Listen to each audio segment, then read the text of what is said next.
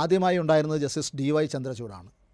ആധാർ കേസിലെ വിയോജന വിധിന്യായവും ശബരിമല കേസിലെ വിധിയും ഉൾപ്പെടെ ഭരണഘടനയുടെ പരിണാമാത്മക സ്വഭാവം ഉയർത്തിപ്പിടിച്ച് നിരവധി ഇടപെടലുകൾ നടത്തുകയും പ്രഭാഷണങ്ങളിലും പൊതു ഇടങ്ങളിലുമെല്ലാം ജനാധിപത്യ മൂല്യങ്ങളെക്കുറിച്ച് വാചാലനാവുകയും ചെയ്ത ജസ്റ്റിസ് ചന്ദ്രചൂഡിൻ്റെ കാലഘട്ടത്തെ പ്രതീക്ഷയോടെയാണ് ഏവരും ഉറ്റുനോക്കിയിരുന്നത്.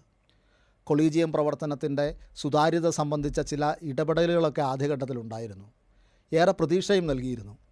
അങ്ങനെ പ്രതീക്ഷകൾ നൽകിയതിന് ശേഷം ഏറ്റവും മോശം പ്രതിച്ഛായ ഉണ്ടായിരുന്ന ചീഫ് ജസ്റ്റിസുമാർക്കൊപ്പം ചരിത്രത്തിൽ ഇടം പിടിക്കുന്നതായി അദ്ദേഹത്തിൻ്റെ കാലഘട്ടം. രാഷ്ട്രീയ പ്രാധാന്യമുള്ള കേസുകളിൽ പതിവ് പോലെ നടപടി സ്വീകരിക്കാതിരിക്കുകയും സുപ്രീം കോടതി ബെഞ്ചുകൾ രൂപീകരിക്കുന്നതിലെ പക്ഷപാതിത്വങ്ങൾ തുടരുകയും ചെയ്യുന്നതായുള്ള ആക്ഷേപം ശക്തമായിരുന്നു.